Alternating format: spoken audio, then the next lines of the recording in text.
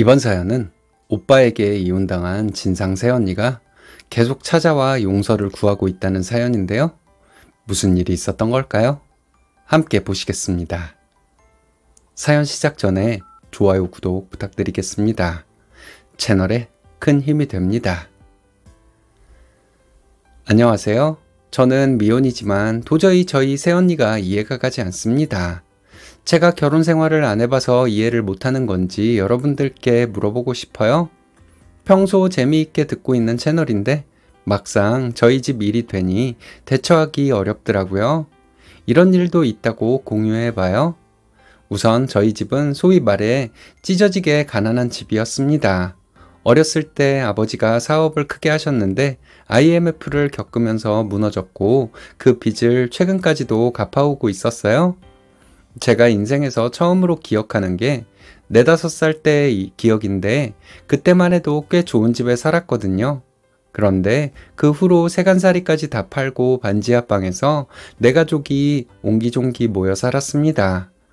어렸을 때는 비 많이 오면 반지하방에 물 들이닥쳐서 저희까지 양동이로 물 퍼냈던 적도 있었고요. 바퀴벌레가 하도 많이 나와서 저도 지금까지 어지간한 벌레는 감흥도 없는 수준입니다.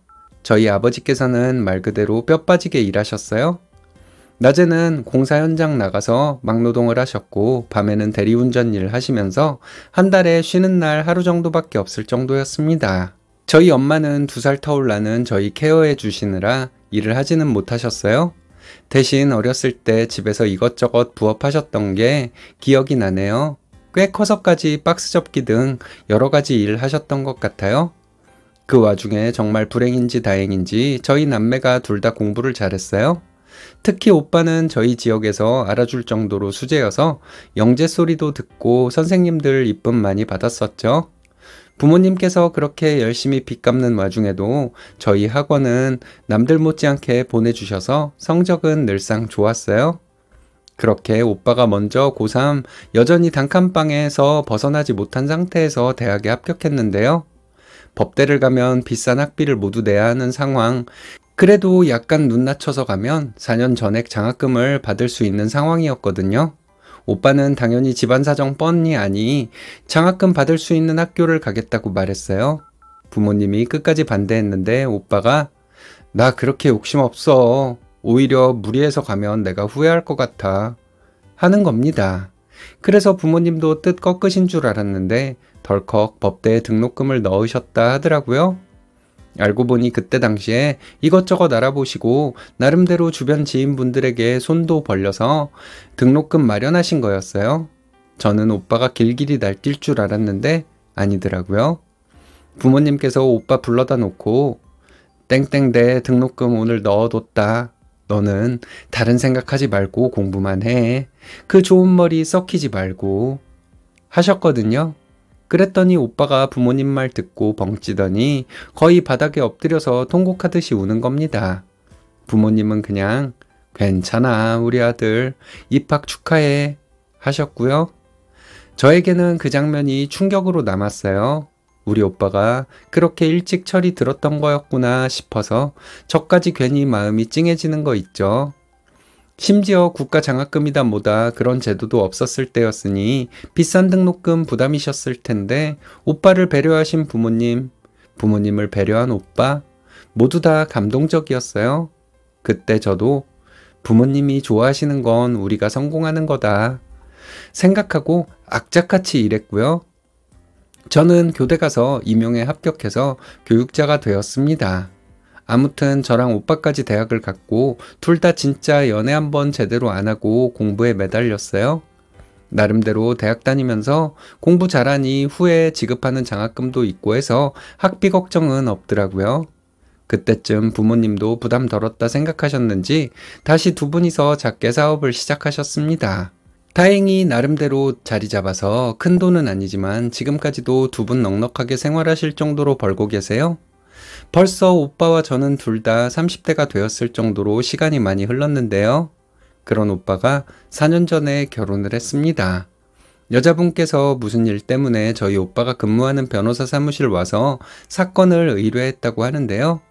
그때 여러 가지 도와주면서 서로 눈 맞아서 짧게 연애하고 결혼하게 된 거라고 하더라고요. 저는 여기까지만 알고 있었는데요. 사실 저희 오빠나 저나 직업이 괜찮은 거지 집안이야 뭐 별 볼 일 있나요? 여자분도 넉넉지 않은 형편이라 해도 그것 가지고 반대할 만한 이유도 안 되고 해서 두 사람은 순조롭게 결혼했습니다.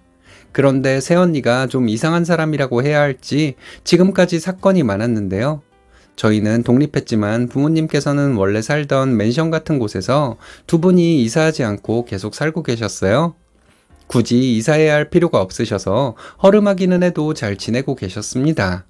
그런데 새언니가 결혼하고 몇 번 저희 집 오는데 표정이 안 좋은 거예요. 그리고 명절이나 저희 엄마 아빠 생일 때도 집은 절대 안 오려 하길래 오빠에게 오빠 왜 집에 안 가? 언니가 싫대? 하고 물어봤습니다. 그랬더니 오빠가 우물쭈물하다 한숨을 푹 쉬는 겁니다. 재차 오빠에게 왜? 뭔데? 무슨 일 있어? 하고 물어봤거든요. 오빠는 새언니가 집에서 냄새나서 싫대. 우리 집 냄새났나? 하고 묻더군요. 솔직히 어이가 없었습니다. 좀 낡긴 했지만 저희 아빠가 건축 현장에서 오래 일하셔서 엄마랑 같이 벽지나 타일 시공 같은 거 해주는 사업을 하고 계시거든요. 그래서 두 분이 집도 싹 새로 도배하고 장판 깔고 깔끔하게 관리하세요. 저도 가끔 본가 가도 이상한 냄새 느낀 적은 없고요. 그래도 사람에 따라서 냄새 날 수도 있겠다 싶긴 했는데요. 그래서 오빠에게 나는 가끔 가도 그런 거 못 느꼈는데 냄새나서 안 가고 싶다고 하는 거야? 하고 물었습니다. 오빠는 고개 끄덕거리면서 어머니 아버지한테는 말하지 마. 신경 쓰실라. 하고 제 입단속을 했어요. 이건 정말 제 자격지심일 수도 있는데요. 오히려 제 친구들은 어렸을 때부터 저희 집 올 때마다 너희 집 냄새 좋다, 막 빨래해서 널어놓은 냄새 난다 하면서 칭찬했던 적이 많았어요. 그런데 새언니가 냄새 난다고 하니 당황스러웠죠. 솔직히 기분도 나빴습니다. 그래도 이건 지극히 제 관점이니 새언니에게 티낼 수는 없다고 생각해서 아무 말 하지 않았는데요. 새언니는 솔직히 그 뒤로 대면대면하게 지냈어요. 저희 엄마 아빠랑도 왕래가 별로 없어서 사실 그렇게 살가운 사이는 아니었고요. 저희 오빠만 본가 자주 드나들고 저희 네 식구 외식도 하면서 지냈습니다. 새언니가 안 오겠다고 하는 거에 대해서는 크게 터치 안 했어요. 그러다가 새언니가 임신하고 조카 낳고 나서부터 조금씩 연락도 하고 얼굴도 자주 보기 시작했는데요. 저희 새언니가 아이 낳고 얼마 안 있어서 대뜸 저에게 전화해서 아가씨 오늘 우리 땡땡이 좀 봐줄래요? 하더라고요. 급하게 볼 일 있다고 해서 그날은 그냥 제가 가서 봐줬습니다. 오빠 퇴근하고 올 때까지 집에 안 오길래 그냥 오빠랑 같이 밥 먹고 집에 돌아왔어요. 학교 방학인데 그중에 1, 2주 정도 여유 기간이 있었던 때였거든요. 그래서 온전히 쉬고 있었던 시기였어요. 그거 알고 전화한 건가 싶었는데 이 기간 동안에 진짜 거의 하루 걸러 하루 전화를 하더라고요. 그래서 저도 지쳐서 새언니에게 언니 미안한데 저도 쉬는 동안 일정이 있어서요. 죄송해요. 하고 거절한 날도 있었습니다. 그랬더니 새언니가 저에게 어머 교사들은 방학에 다 쉬는 거 아니에요? 무슨 일? 하면서 능청스럽게 물어보는 겁니다. 우선 시기에 따라 다르겠지만 아이들이 방학한다고 해서 저도 다 노는 게 아니라 해야 할 게 많거든요. 그게 아니더라도 제가 조카를 봐줘야 할 이유도 없다고 생각하는데 제가 너무 정이 없는 건가요? 심지어 새언니는 결혼하고 나서 쭉 일도 그만두고 전업으로 지내고 있었어요. 하루 이틀 약속 있는 거야 이해하지만 일주일에 3-4번씩 하루 종일 애 두고 나갈 일이 뭐 있겠나 싶어서 솔직히 화가 났는데요. 결론적으로 제가 새언니에게 네, 방학에도 제가 할 게 많아요. 더 이상 봐주는 건 어려울 것 같아요. 하고 거절했습니다. 새언니는 그 말 듣고 저에게 애들 봐주는 게 직업인 사람이라 안 힘들 줄 알았지. 아무튼 알겠어요. 하고 전화를 뚝 끊어버리더라고요. 진짜 화났지만 분란 만들고 싶지 않아서 참았습니다. 더는 조카 봐줘야 할 일도 없을 것 같기도 했고요. 그런데 어느 날 보니 저희 엄마가 계속 새언니 집에 들락날락 하고 있는 겁니다. 엄마에게 물어보니 너희 새언니가 요즘 우울한 모양이야. 바람 좀 쐬고 오라고 오후에는 내가 봐주고 있어. 하시는 겁니다. 그래서 저도 엄마에게 아니 엄마는 일도 해야 하는데 애를 어떻게 봐준단 말이야? 하고 물어봤어요. 엄마는 하루 종일 하는 것도 아닌데 뭘. 너희 아빠도 자기가 할 테니 가보라고 해서 당분간만 봐주기로 한 거야. 하고 대답하시더라고요. 솔직히 황당했지만 애 낳고 산후우울증 많이 온다고 하니까 그러려니 하고 넘겼습니다. 그런데 어느 날 보니 저희 엄마가 걱정이 많으신 것 같더라고요. 물어봐도 엄마는 아니야, 내가 무슨 일이 있다고 그래 하셔서 수상쩍게 생각하고 있었는데요. 며칠 후에 보니 엄마가 얼굴에 상처가 나 있으신 겁니다. 상처가 꽤 크길래 무슨 일인가 하고 막 추궁을 했는데요. 알고 보니 지금까지 새언니가 낮에 종일 술을 마시고 패악질을 부렸던 겁니다. 거의 고주망태 되어서 저희 엄마도 못 알아보고 조금만 짜증나면 물건 던지고 하다가 저희 엄마가 맞으신 거였어요. 저희 오빠는 집에 오면 항상 새언니는 자고 있고 엄마가 애 봐주고 있으니 전혀 몰랐던 거였고요.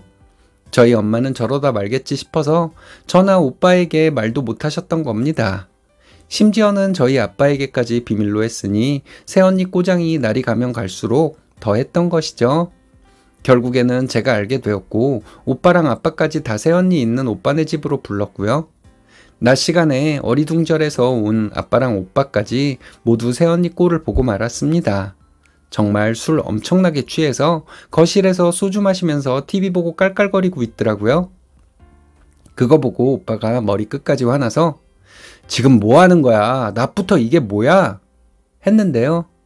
그거 들은 새언니는 갑자기 표정 확 굳히더니 오빠에게 다가와서 발길질을 하면서 뭐? 내가 내 집에서 술 마신다는데 그게 왜? 하면서 꼬장을 부리기 시작했습니다. 갑자기 제가 오빠랑 아빠 데리고 와서 놀란 엄마는 큰일 날까 싶어 조카랑 아빠 데리고 밖에 나가셨고요. 저만 서서 상황 어떻게 되나 지켜보고 있었어요. 오빠는 너 지금까지 엄마 불러다 놓고 이러고 있었던 거야? 자식까지 놔두고? 하면서 막 따졌는데요. 새언니는 막 땡깡 피우듯이 소리 지르면서 소주병 들고 벌컥벌컥 마시더니 비틀거리면서 오빠를 때리려 하더라고요. 오빠가 때리려는 거 제지하니 소주병 들고 난리치다가 혼자 넘어지면서 병 깨지고 유리조각에 손을 베이기까지 했습니다.